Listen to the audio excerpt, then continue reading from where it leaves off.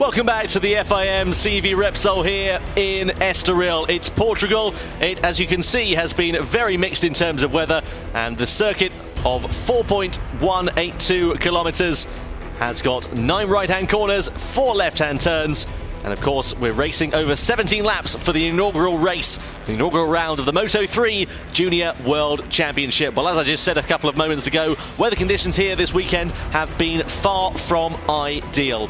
It has been a very, very nasty time in terms of qualifying for the weather. Yesterday it was relatively sunny and relatively nice. However, then in the second qualifying session it absolutely bucketed it down with rain, which put pay to a lot of people's lap times. It means that the grid is slightly more jumbled up than we would normally expect. Quite a few new names on the grid for this year as well in the Moto3 Junior World Championship. This, of course, being the official feeder series to the Moto3 World Championship. And of course we've seen riders making their debut. Riders, of course, just a couple who have moved up include Dennis Foggia, Alonso Lopez, Jaume Masia, for example, all in the Moto3 Junior World Championship in 2017, and all moving up to, and all have moved up to the World Championship in 2018. Well, Moto3 is always an exciting time, and we have got 40 riders on the grid, which means there's going to be action aplenty with the battle against the Hondas, the KTMs and the Husqvarna machines. And this man, the number 96, we can't see him on the grid at the moment because he's not turning up. Everyone's just arriving on the grid as we speak. But it's Manuel Pagliani who actually steps back to the Moto3 Junior World Championship. He's racing with the Leopard Junior team after what was a very difficult 2017 campaign with the CIP Mahindra outfit. He steps back to the Moto3 Junior World Championship to start the title charge. He's done exactly what he needed to do by taking pole position in the race, or the qualifying for the race yesterday. As we said, riders on their sighting lap. The track now pretty much dry in every area, so no doubt dry tyres, slick tyres will be the order of the day for these machines. But it's going to be a very, very exciting time indeed as we wait to find out who will be crowned the victor after the 17-lap race. So all the riders now making their way, as we said, to the grid. Here is Manuel Pagliani on board that Honda machine. As we said last year in the World Championship, he was on board the CIP Mahindra bike, and it was a difficult campaign for him, but he moves over to the Honda with the Leopard team, and a clear path for him, of course, if indeed he does well this season, to move up to the World Championship. But of course, very, very early days as of yet. Let's wait and find out what exactly will happen. So, making their way onto the grid now. Fran Wild's back with me in the box. My name's Tom Brooks, by the way. Alongside me, as ever, is Fran Wild, if you've just joined us. And, well, that was a very exciting Moto2 race, but now on to Moto3. Yeah, a little bit of history made, and now we've got Moto3, which for many is the big draw of the day here in the CEV, because this is the stage, really, where we get to see the people who will go on to become the stars in Moto3, Moto2, and MotoGP. So we'll have to see. It's a pretty exciting front row. So yeah, we've got some good guys debuting today. So we'll have to see how they're going to do against the more experienced. We certainly will. Well, 40 riders on the grid in the Moto3 Junior World Championship. You can see Manuel Pagliani making his way to the front of the grid, but alongside him is Tom Booth-Amos, you can see there. We'll talk more about this in a few moments' time. Manuel Pagliani, though, stepping back to the Moto3 Junior World Championship this year. 21 years old, on board that Honda. One pole position, of course. Yeah, I think like a lot of the guys in Moto2, the European Championship, who've moved down, he wants to make a statement, and pole is the best way to open that. So he'll be wanting to really go and stamp some authority on this. But yeah, we've got Booth-Amos alongside him on the front row, and Dennis Onshu. So some stiff competition from the rookies in the field, but obviously their own careers have given them enough experience.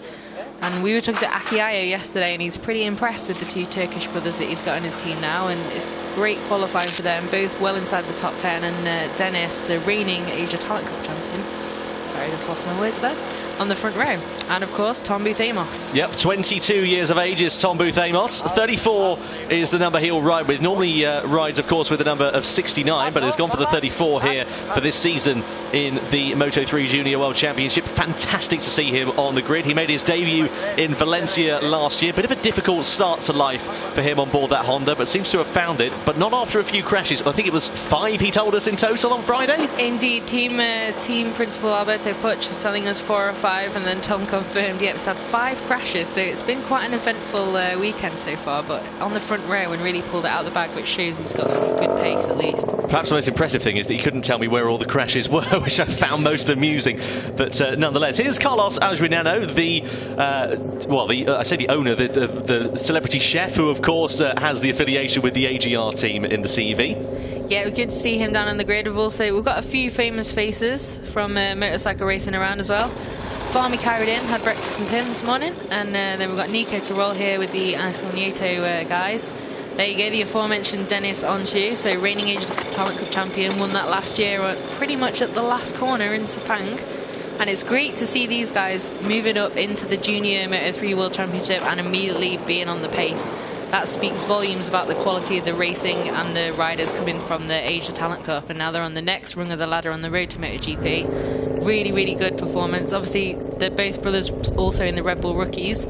So yeah, and Akiayo, yeah, like I said, he's pretty impressed with these guys, so it should be good.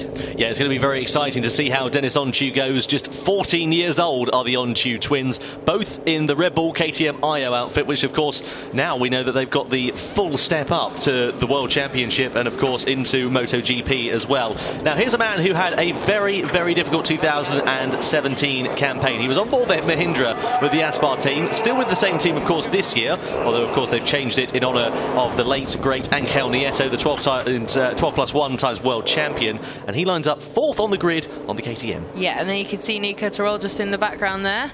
So got some good knowledge and good support from Tirol for that team, just helping the young riders out as they start their careers, obviously former world champion. And then here we have Yuki Cooney, another rider in the junior talent team, as is the umbrella of the team known as. There's the Asia talent team, and there's Astra Honda, and then also the British talent team with Tom Booth Amos. So Cooney, pretty good solid qualifying, but he's got some experience and some pace. 11th in the championship last year as well. Yeah, he's looking to move forward. He had a bit of an up and down last year, some difficulty with injury, but he'll want to get off to a good start.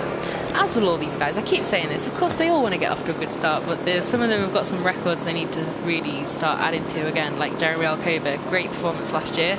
He's another one who will think that he really belongs at the front. Yeah, Jeremy Alcoba 5th in the title race last year with a race victory and 3 other podiums in the 2017 season. Alcoba really hoping to make a break and start his title campaign. We of course know what exactly happened with Alonso Lopez, fought for the title right down to the wire, and if you do well then the Estrella Galicia team will put a lot of faith in you. Exactly, it was quite an unknown for within the Estrella Galicia and Marc Vidier structure who was going to get that Moto3 World Championship seat. Obviously it's gone to Lopez, but Alcoba also had some really good pace, and he now he wants to be the next one on the ladder, and hopefully Hanet will have to see what happens with him in the future and if he can win the Moto3 title this year, and then there might be a space there soon for Alcoba to move up if he proves his worth again this season. Well, here's the other Onchu twin, the reigning Red Bull Rookies champion of the 2017 season. The reigning Red Bull Rookies champion is in fact Kazuki Misaki. I apologise, sorry, I apologise, you're quite correct on thinking that. Yeah, I was questioning as I said that. Yeah, no, he was in the running for it, but no, he didn't quite get it. It was Misaki that took it in the end. But yeah, Kan Onchu, obviously twin brother of Dennis, very, very different looking. We've got Dennis very small, and then Kan Onchu pretty tall with the longer hair. But yeah, they are twins, we promise. And yeah, Akiayo is saying there's some good brotherly rivalry already.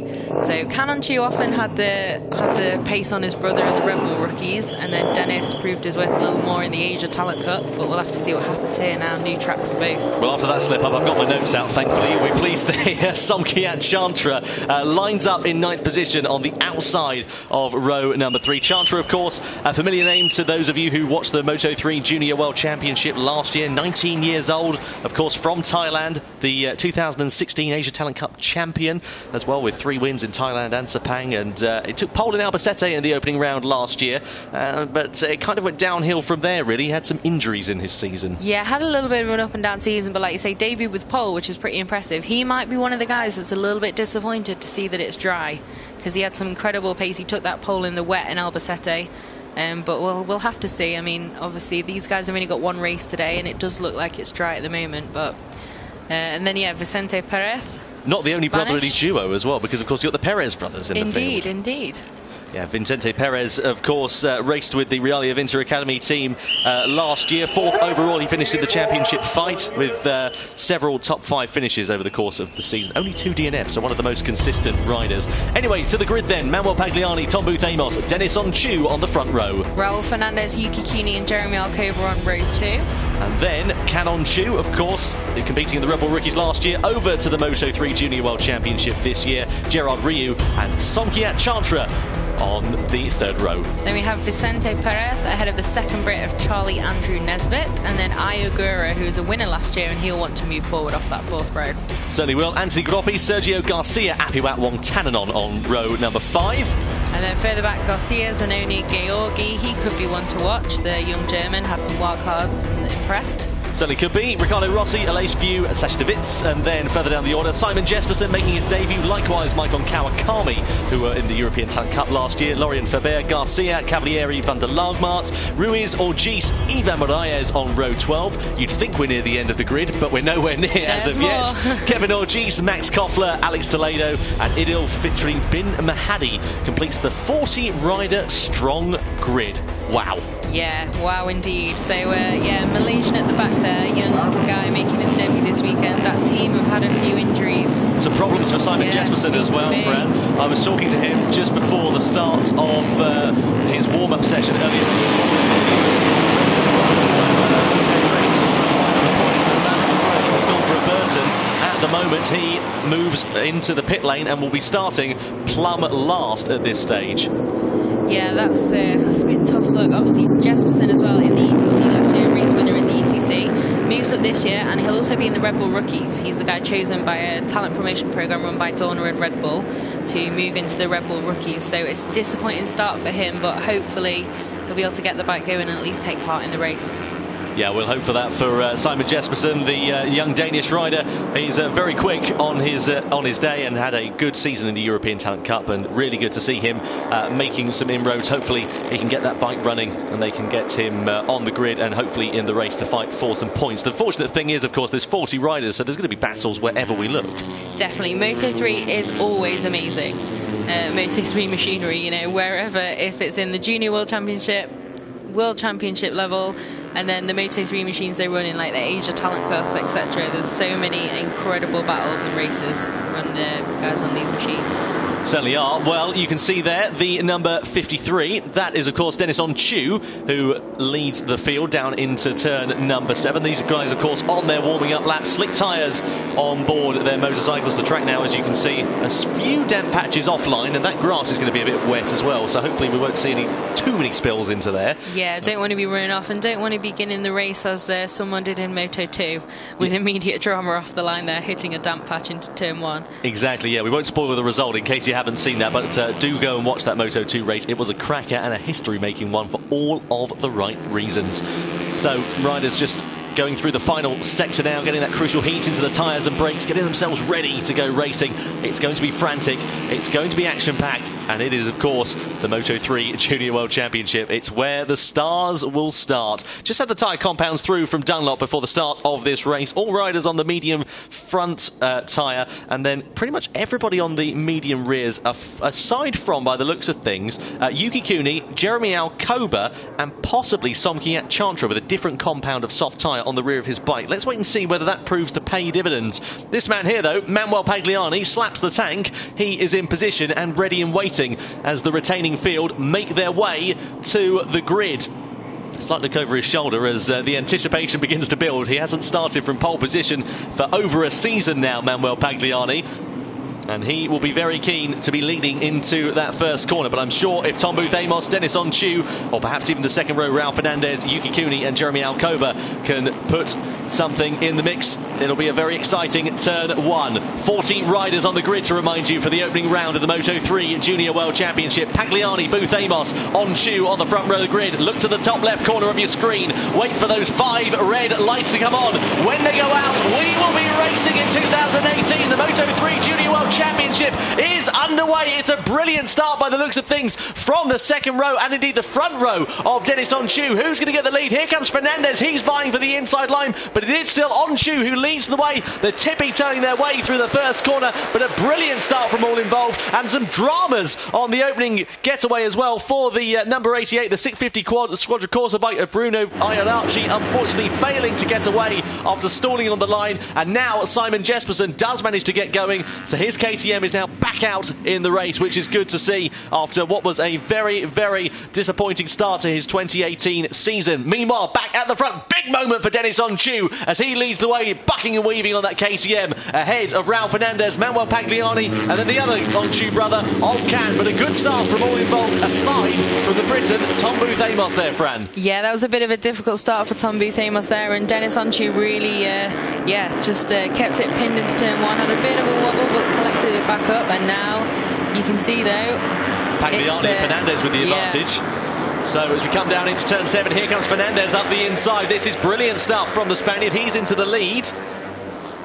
And Pagliani gets it back though on corner exit. Onchu fights it up the inside. Look at this, we're already going into the first chicane. Oh, Onchu! That was so close. The camera angle probably making it look a little bit closer. And I apologise because it's actually Can Onchu, not Dennis, who is the other Onchu brother. That's what I was going to say. We appear to have lost Dennis Onchu somewhere. Yeah, he's gone tumbling down the order, hasn't he? He's not on our timing screen, so we'll try and see if we can find out what happened there. We were not focusing on the battle out in front. But Bruno Iannacci, meanwhile, gets himself back out into the race, the Italian rider on the number 88, so that's good to see. But nonetheless, it is Pagliani from Can Onchu from the Estrella Galicia machine of Jeremy Alcoba, who's also in the mix now as well on board that number 52. We head into the first corner. Can Onchu slides away under braking. Into that first corner we go, and the Turkish rider into the lead. Yeah, we'll have to try and find out what's happened to his brother. Obviously not showing up on the timing screens there, but this, regardless, a great first lap for the Red Bull KTM guys, really straight out there and taking on the front runners. But Can Onchu, yeah, he's used to leading. He had some incredible doubles in the Asia Talent Cup in Sepang, just left the field and had to race himself almost for those. So he's used to being in the lead, not quite in the Moto3 Junior World Championship though. So it'd be interesting. Sorry to say, it's really been a poor lap for the Britons on the first opener. Tom Booth Amos from the front row down to 7th place. Charlie Nesbitt from 11th on the grid down to 19th position. Still 16 laps to go though, still time to improve, and we'll keep up to date with what's going to be happening. But Can Onchu leading the way and already trying to stretch that advantage to Pagliani and Fernandez. Yeah, it looks like Fernandez is going to be trying to move. Yep, already trying to go down the inside there. See if he manages to keep that. Pagliani tries to cut back. Nicely done. Oh, no, the leader, Can Onchu's crashed out at turn number 7. A shame for the Turkish rider. This is a disaster of a start then for the Red Bull KTM team. They've just been pushing a bit too hard in the opening few laps. Onchu, well, he kept the bike running. Yeah, he's managed to get back up at least and looks okay. Just have to get back on track, hopefully, and then get going. Still not sure exactly what's happened to Dennis Onchu, who disappeared out the race lead, but yeah, that's bad luck. But you know, these guys, it's a long-term project for them. When you're a rookie, it's the difficult thing is obviously we've only got one race today, so they've got to disappointedly now wait quite a while, another month until we get another Moto3 race. Really good to see that Can Onchu has managed to get back out on track. Let's see if we can see how he's offline. He's well wide there, isn't he? Yeah, just a bit over-optimistic there, I think, and just lost it. Yeah, unfortunately just asking too much at the front end of that KTM. Straight to the scene of the accident for the Turkish rider. Well, Akiayo, he's got a bit of a poker face normally, hasn't he? Let's be honest, but even more so today. Yeah, definitely. But it's a great... Sorry, I was getting excited over Vicente Perez there. He was trying to find his way through around the outside, as you were. You couldn't see that, dear viewers at home, but there was quite an interesting expression on Tom's face then. So, yeah, this battle for the lead now, we've lost the guy who was starting to pull a bit of a gap, and these four are really locked in the battle now, aren't they? Yeah, Alcoba and Perez have really closed up over the last couple of laps, and let's not count out Yuki Cooney and Tom Booth Amos there, in touch in 4th and 5th position. Yeah, they're just keeping it nice and tidy and watching what these guys are doing. Obviously, if they're battling in front, there's no points until the final lap when you cross the lines. There's no need to do anything too crazy. So they're in a pretty good position, pretty close, but these four seem to have decided to have a bit of a war. Well, Moto3, as we know, is absolute pandemonium. We just go past the scene of where Calon Chu crashed last time around. We're already on lap 3 as we go into that chicane. It's as you were for the time being. Good stuff from all of these guys. I have to say I'm very impressed with Fernandez. He had such a difficult 2018 campaign, and to be running right up at the sharp end, that KTM really working well.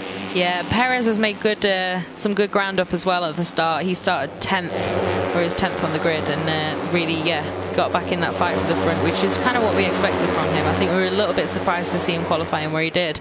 So it's good for him. Here we go, out the slipstream, coming down to turn 1. Have to see who's going to break latest. I think it's going to be Fernandez in the lead by the time we come out of turn 1. Don't forget about Perez and Alcoba, who are trying their luck as well up the inside. Yes, Look indeed. at this. Alcoba goes to the lead of the race. Does he run it hot? Yes, he does. And Perez and Pagliani, as well as Fernandez, get back past. So pretty interesting idea of track limits there as well. They'll have to be a little bit careful of that. You can't take too much advantage. If you make a mistake, it's okay, but if you do it to gain time, it's really not. Booth Amos now ahead of Yuki Cooney as we go into turn number 4. So the Briton is up into the top 5 from 6th place. Good stuff from him. Meanwhile, he's trying to get ahead of Garcia as well. Will he manage to do so into that left-hander? Not quite for the time being. Pretty tight there, pretty tight. But yeah, those two are really now in this group at the front. They've closed in.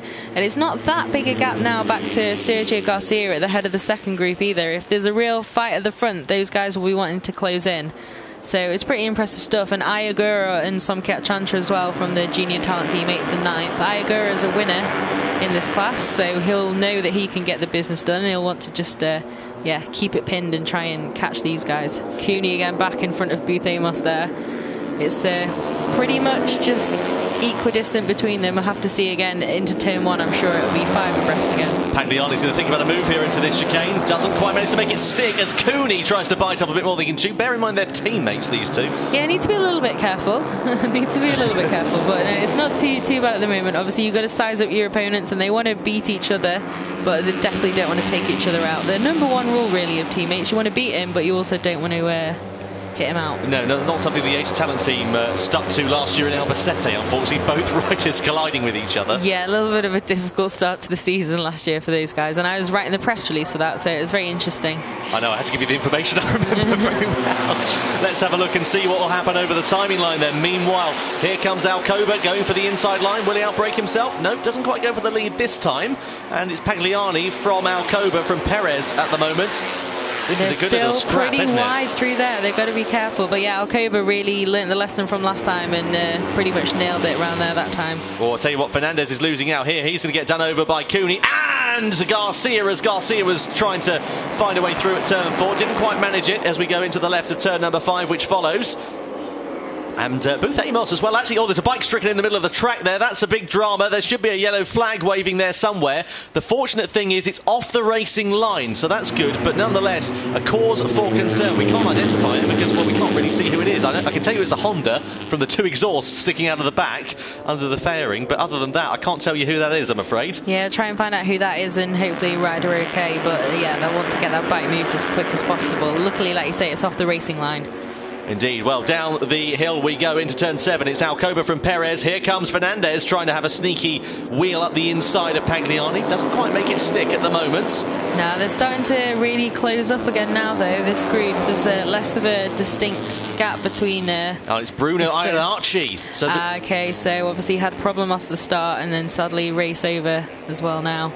Yeah, unfortunately the marshal's doing a really good job of moving that out of harm's way with there being no action at that part of the track at that particular time. Meanwhile, Alcoba trying to break away, isn't he, at the moment? Just he's not going to be able to do so, I don't think, because this final corner really does lend itself to quite the slipstream. Yeah, you need quite a gap to be going into the start-finish straight ahead and to be going out of turn 1 ahead as well. But he looks like he's got some good pace here. So, and these guys, obviously, there's going to be some squabbling into turn 1 again.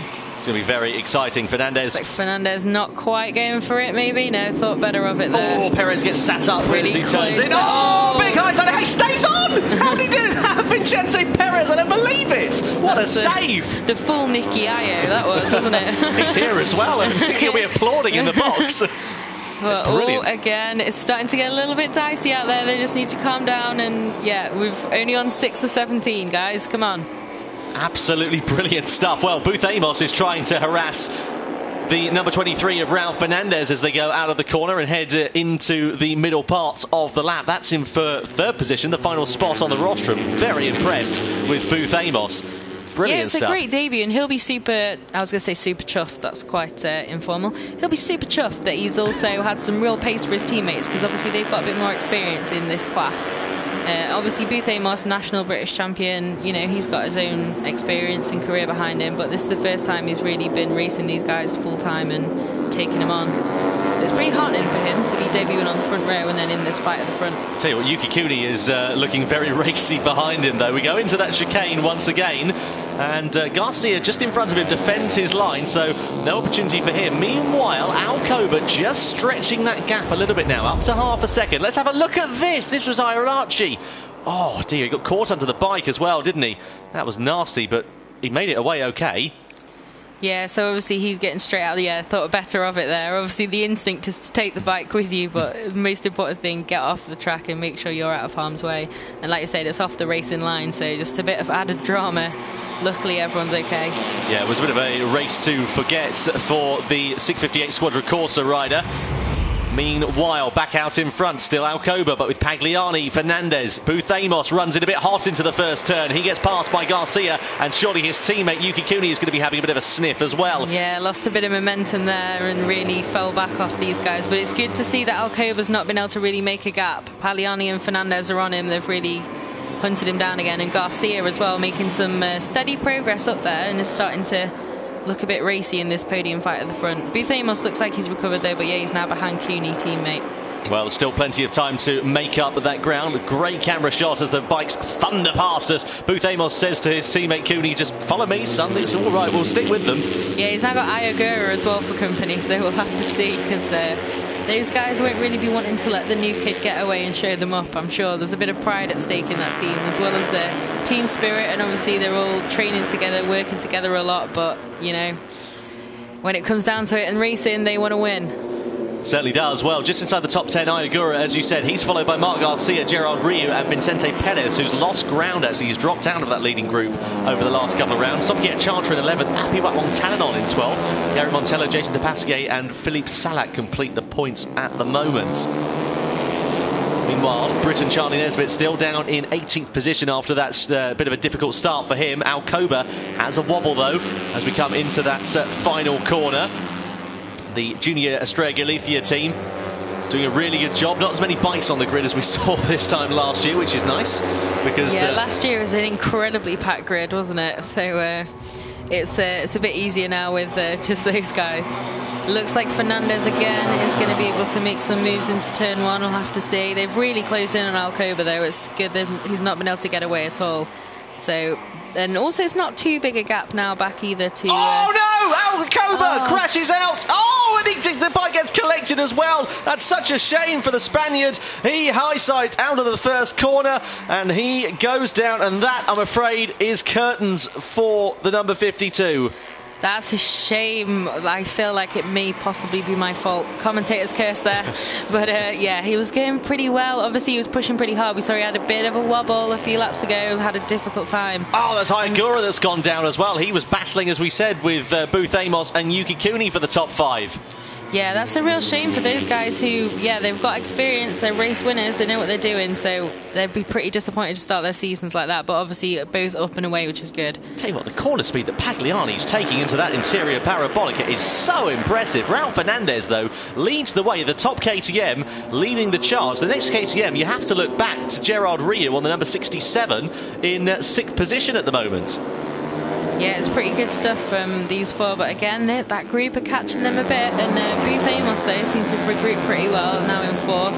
Oh, looking at the inside there, it's not much space. It's an absolutely classic place to overtake here at Estoril, but you have to get it right, otherwise you may get it very wrong. Booth Amos now up into 2nd place, taking advantage, getting himself ahead of Garcia and Pagliani into that corner. That was incredible stuff, a great opportunist move from the reigning Moto Star champion. Yeah, it looks like he's now settled into the race and is going for it, but he's going to have some serious company down into turn 1 now, and it looks like Fernandez is starting to get a little bit of daylight.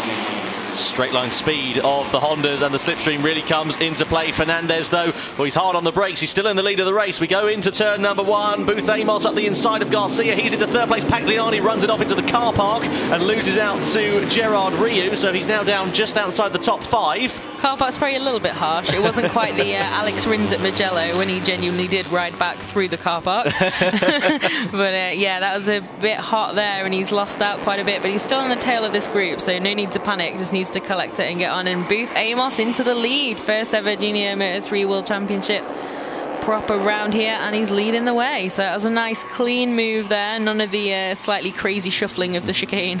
Fantastic stuff from Booth Amos. If there's anything he knows how, it's how to lead a race. But he's got a lot of fast Spaniards, Japanese riders behind as well, and they will be vying for the lead. Garcia up the inside of Fernandez into the left-hander. He, at the interior parabolica, is into second position. I was a little bit worried then that Garcia was going to try and do 2 in 1, and it wasn't going to end well, but no. Everyone keeping it nice and tidy at the moment, and Booth Amos in the lead. Like I said, there's 9 of 17 is what we're on in terms of lap count. There's no need to be getting too crazy at the moment. If you think you've got the pace, then, you know, try and lead and create that gap, but otherwise no need for the kamikaze moves just yet. A bit of a shocker of a lap actually for Raul Fernandez. He's gone down now to 4th place into the clutches of Manuel Pagliani. So from the lead over the line down into off the podium. But that's exactly how quickly it all changes in Moto3. And I tell you what, Fran, this leading group goes all the way back to Apiwatwong Tananol in 10th place. Exactly, it's really closed up now. There's not really that breakaway group now, and you can see Pagliani seems to have lost out a little bit there as well.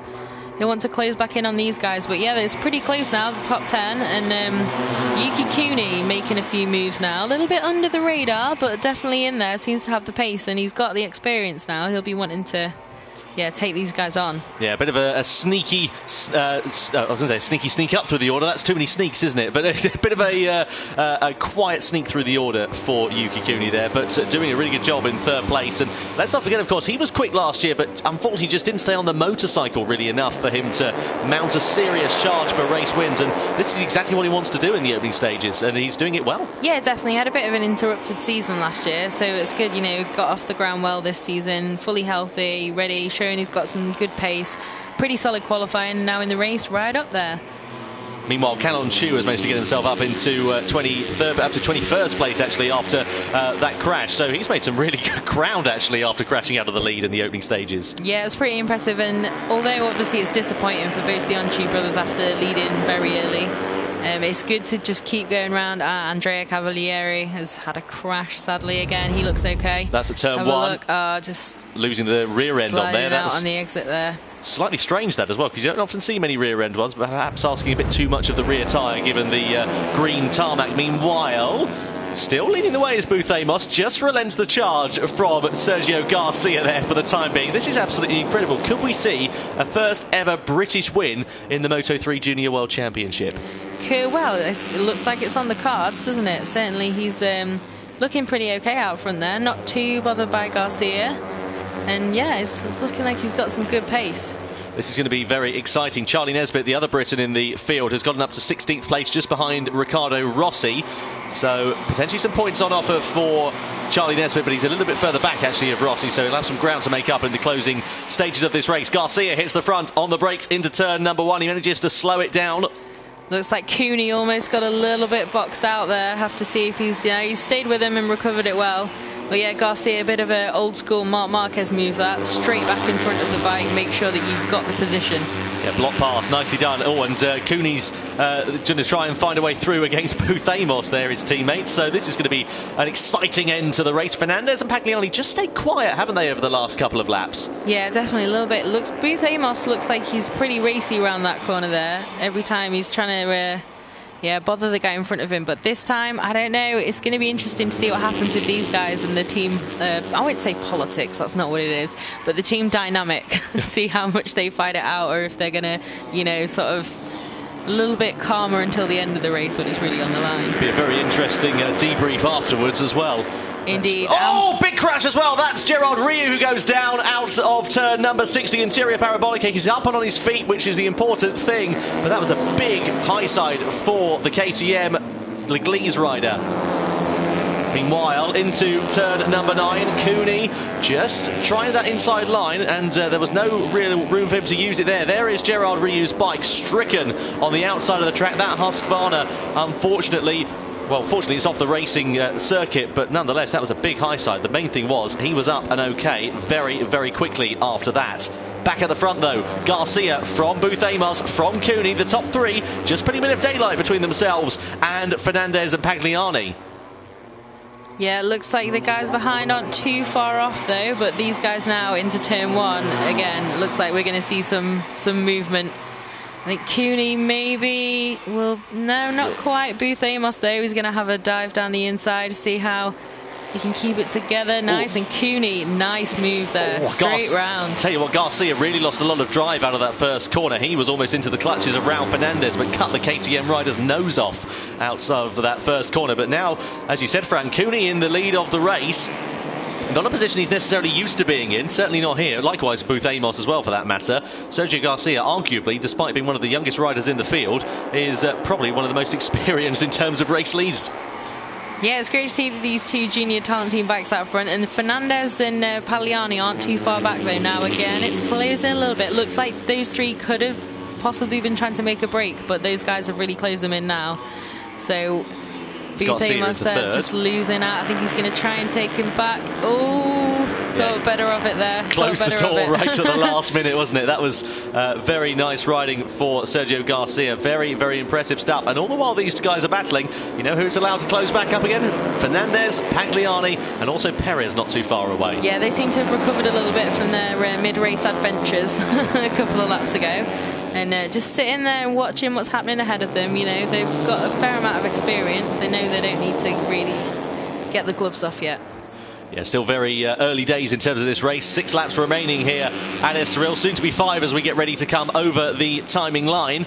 This is going to be an exciting end to the Moto3 Junior World Championship race. It's as packed as action as it always is. And that is exactly what we like to see. Over the line we go. Good exit out of that final corner from Yuki Cooney. He's put a bit of daylight between himself and Sergio Garcia as we come over the timing line. 10th of a second the advantage.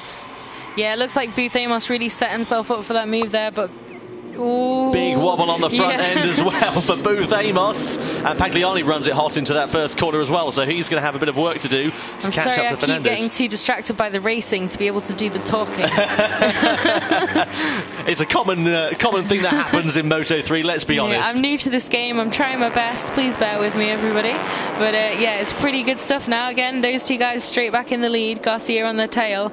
It's, I don't know, it's going to be an interesting one because Booth Amos really looks like he's weighing them up and might be going for a move pretty soon. He's tucked in there.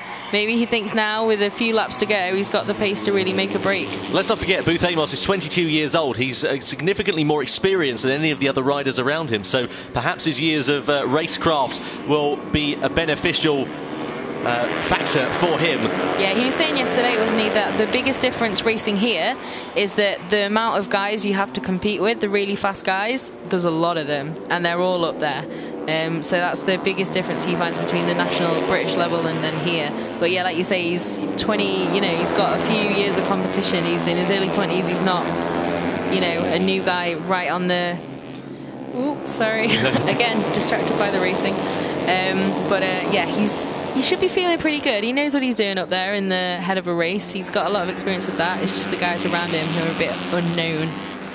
Yeah, exactly right. I have to say, sorry to let you know, but Charlie Nesbitt has dropped out of the top 20. Not entirely sure whether he is still circulating because our timing screen around here only goes down to 23rd position. I'll keep you up to date with any information that we receive. Over the line, there we go. 5 laps soon to become 4 remaining here in Estoril. The slipstream comes into effect once again. Booth Amos darts out from the slipstream of his teammate Yuki Cooney. Garcia tries to find a way through. Into the first corner we go. Booth Amos holds that line, holds the race lead on board that Honda. He is looking very aggressive.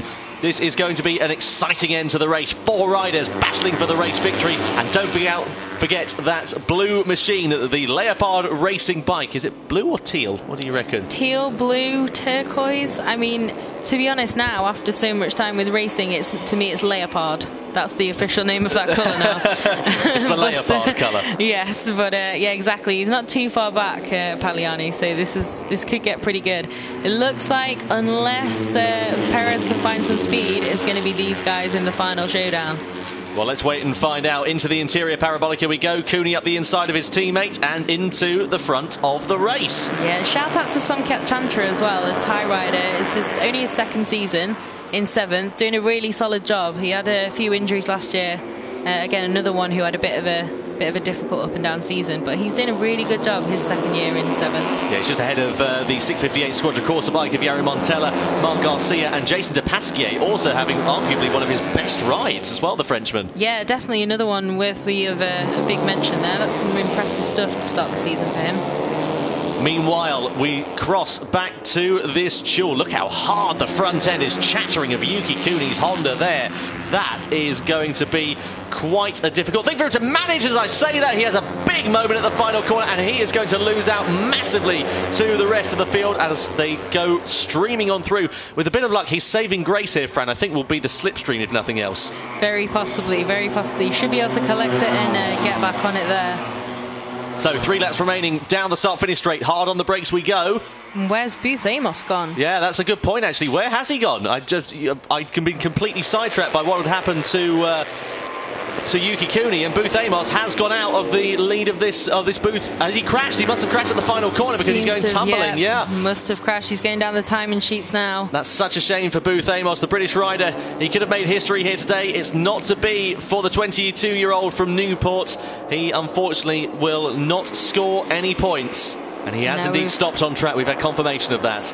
Yeah, we've got some familiar names back in the top 3 now, haven't we? Certainly have, yes. Pagliani, Fernandez, Garcia all fighting this out. I have to see if Uni can collect himself from that. Oh, there we go. So, yeah, I have to see what exactly has happened there. Yeah, we can't quite tell at this stage whether it's a technical issue or whether it's a problem with the bike. That, I'm afraid, is the other JHK Leglise bike of Maikon Kawakami, the Brazilian-Japanese rider, has crashed out at turn 4. Yeah, it's such a heartbreak for these guys, especially so close to the end of the race. But he's, yeah, he had some good race out first time moving up from the ETC, so not bad at all, is it? It's a very difficult thing to adapt to, getting used to that KTM. It's such a finite setup window from what we were talking with some team members the other day. Yeah, really pushing it into that chicane there. I thought maybe again there's a little possibility of drama, but no, it's all looking good. I think Pagliani now is just looking to keep that daylight between him and these guys if they're going to fight it out too much. Again, it's always the way, isn't it? You've got to be careful. It's Laguna 2008 tactics, Rossi and Stoner. If you think the guy ahead's got too much pace, get in front of him and don't fight and lose time.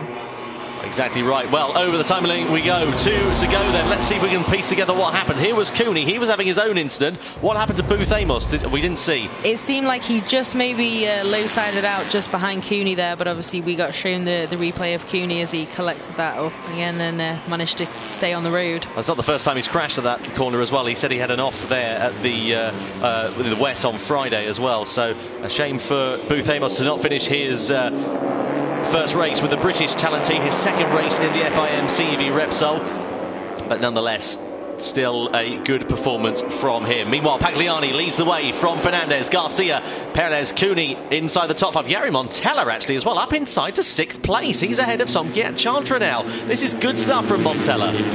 Good stuff from all of them really, but great stuff from Montella after what was again a difficult debut campaign in the Moto3 Junior World Championship. Yeah, so it's actually not as bunched up as sometimes we can see in Moto3. A little bit of daylight between a few of these guys if you wanted to close up on the bike ahead of them for the last lap and see if they can launch a final attack. I think it's going to be a pretty interesting final corner. Yeah, I think you're absolutely bob on with that one. Through turn 7 we go, and is that Garcia that's gone down? Well, it's one of the Estoril Galicia bikes for sure. I'm sure he was the only one that was in the front of the shot, and yep, he's not there, so that's Garcia that's crashed out at turn 7. Race of attrition, and we were discussing this morning, and we thought that might be the case, but if it were wet, but still in the dry, it's pretty high rate of attrition, especially from the guys at the front as well. There's a few of them just lost out in the final stages, especially the guys that you'd maybe expect wouldn't Here's the replay. Oh, rear end as well. That's strange at that point in the corner. Oh, very strange.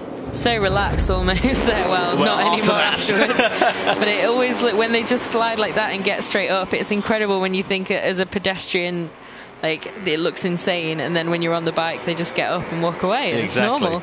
Exactly. Well, that does bring quite a gap back to Vicente Perez, who's now in third position. He's just got the better of Yuki Cooney. It brings a two-horse race then on the last lap between Manuel Pagliani and Raul Fernandez. You can guarantee this will be action-packed. Hold on to your seats, folks, and stay calm, because we're going to see a cracking last lap between Manuel Pagliani and Raul Fernandez. Both on Honda machinery, sorry, one on Honda, one on KTM, so this is going to be an exciting time. Could get pretty fruity, this, I think.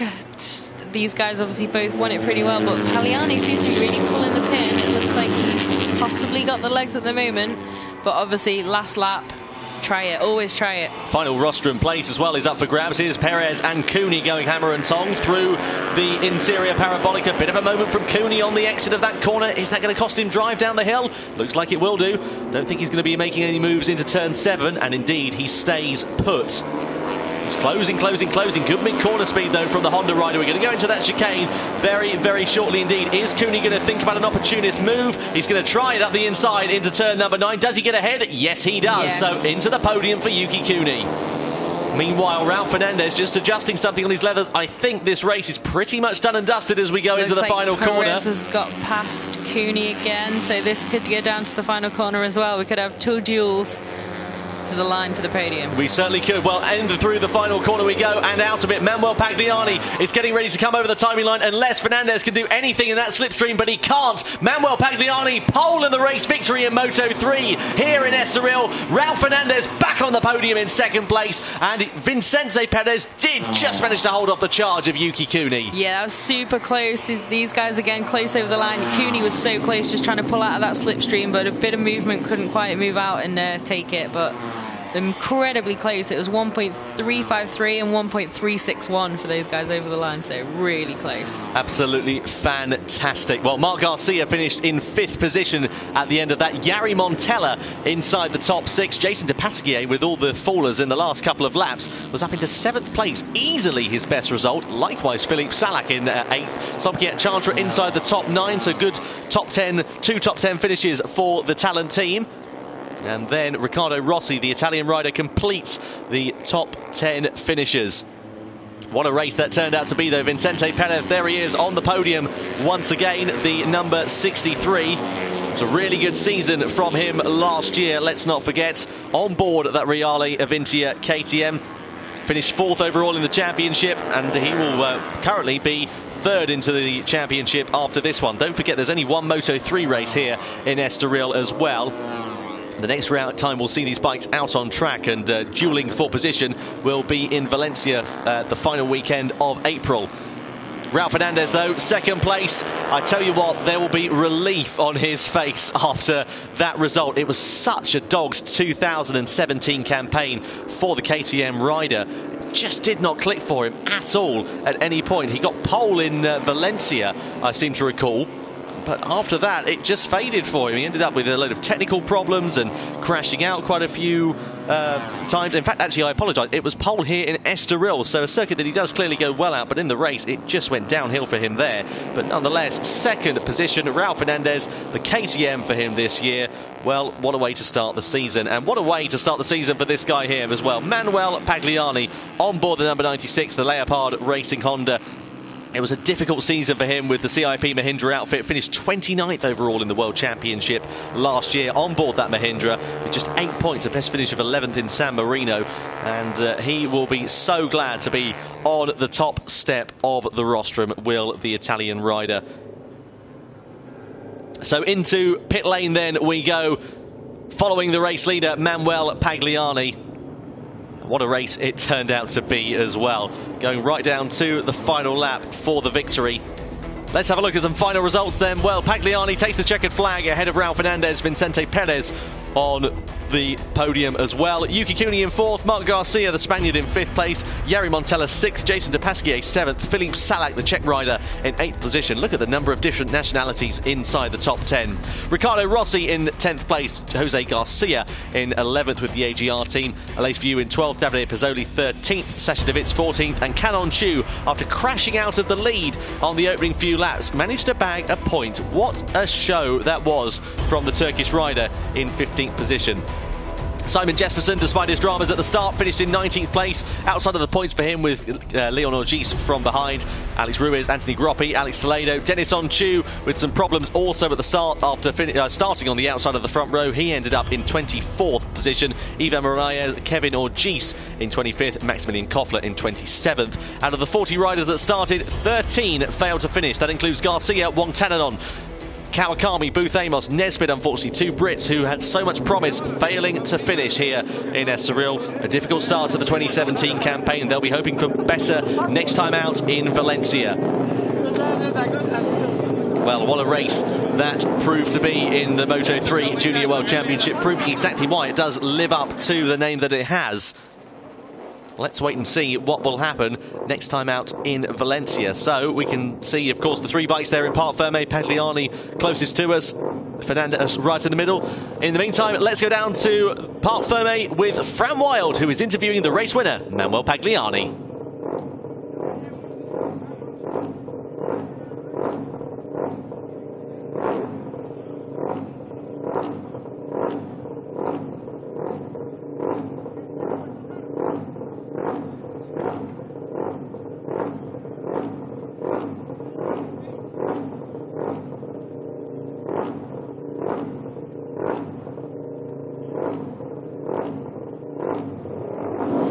Incredible race win today. First race of the season, starting the campaign in the best way and from pole. How do you feel?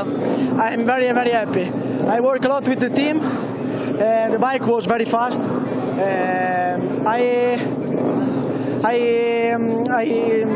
try to stay calm, and in the end I overtake and I arrive first. I'm so happy.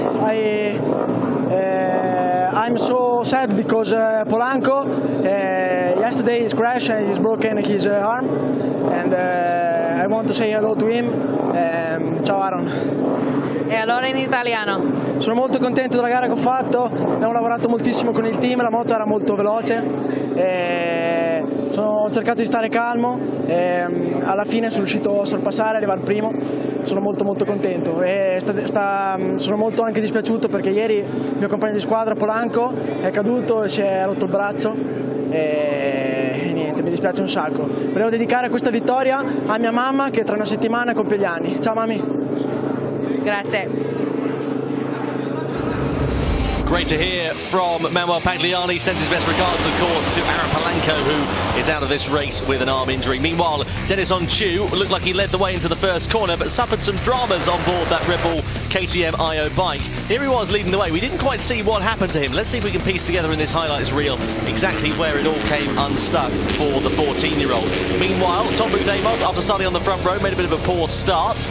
And Dennis's brother, Canon Chu, hit the front of the race. Manuel Pagliani into second. Raul Fernandez inside the top 3 in 3rd place. The lead changed, of course, several times, as it always does in the Moto3 Junior World Championship race. And what a hugely exciting time it was to see so many riders battling for those top positions. Meanwhile, it wasn't drama 3, of course. Bruno Aracci, after having some dramas at the start, ended up having a big high side on board his bike. Likewise, Ayagura hit the deck as well on board his Honda. Meanwhile, over the timeline we were, and this was a change for second position as Booth Amos and Garcia managed to get the better of the Briton, not before Booth Amos was back ahead shortly thereafter. Meanwhile, problems for Andrea Cavalieri. He ended up out of the race on board that Realia Vintia bike after losing the rear end at turn number 1. As we went over the timing line with a few laps remaining, it was very, very close indeed. There were dramas as well. Gerard Riou crashed out of turn number 6, the interior parabolica claiming another victim, and likewise Sergio Garcia also tipping it down the road, as well as Jeremy Alcoba. Here is Sergio Garcia, though, at the moment in the lead of the race. Manuel Pagliani and Raul Fernandez from close behind. This was the demise of Garcia. Unfortunately, the two Australian lead gear bikes failing to finish, and likewise with Charlie Nesbitt. I don't think there were actually any on the board at all, come to think of it. Meanwhile, Pagliani fought for the victory along with Raul Fernandez. It came down to the final lap. Pagliani took the checkered flag. Fernandez seemed very happy, though, with second position. Vicente Perez completing the podium in third place. Yuki Cooney fourth, Marc Garcia fifth.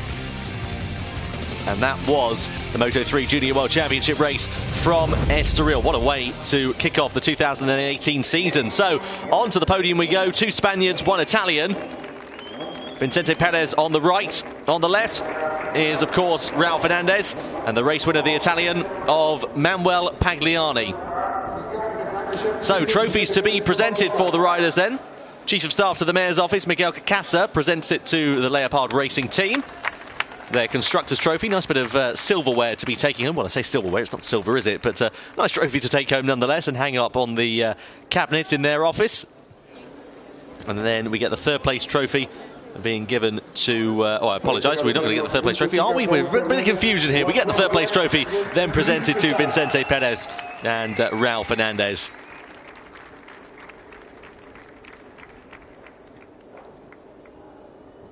The wind's still very, very prominent here in Estoril, as you can see with those flags blowing in the background. Raul Fernandez receives his second place trophy. Good start to the season for the Spanish rider. Manuel Pagliani, after a difficult year in the Moto3 World Championship, also back on the box, back on the top step, exactly how he wanted to have started his season. Manuel Pagliani takes that winner's trophy then, to the acclaim of his team, the applause of the crowd as well. Quite rightly and very, very richly deserved. So Manuel Pagliani takes the petrol check. A voucher for free fuel. Doesn't quite say the amount, though.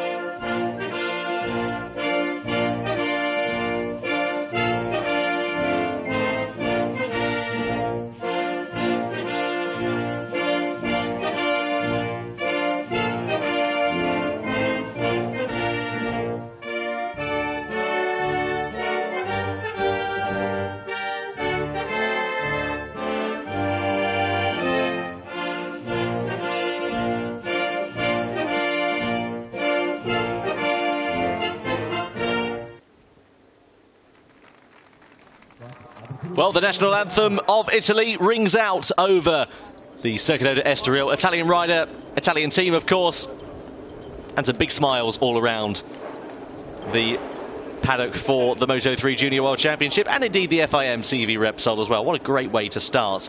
Don't forget, of course, we've got the European Talent Cup race along the way next, and then Moto2 to conclude the day's actions. And that's not before a look at the championship standings, however. Manuel Pagliani takes the victory, 5 points his advantage over Raul Fernandez as we wait for the second round. Vicente Perez in third, Yuki Cooney in fourth, 12 points adrift on 13. Marc Garcia inside the top 5 as well. Jere Montella, Jason Depasquier, Philippe Salak, Somkiet Chantra, Ricardo Rossi inside the top 10, Jacito Garcia in 11th, Aleix View in 12th, Davide Pizzoli 13th, Sasha Devitz 14th, and Canon Chu, after that crash, remounting on the bike and getting a solitary single point for the Turkish rider and the Red Bull KTM IO team. Well, what a race for the Moto3 Junior World Championship. We've got race 2 for the Moto2 European Championship along the way next. If it's anything like race 1, that is going to be absolutely tantalising. We should say the weather here has cleaned up quite significantly. You can see the cloud, a slight break in there, which is good to see. And the wind dropped down a little bit, I think, compared to earlier on this morning, which is very, very nice. Anyway, that's all for now. We've got Moto2 European Championship race 2 on the way in just a couple of moments' time.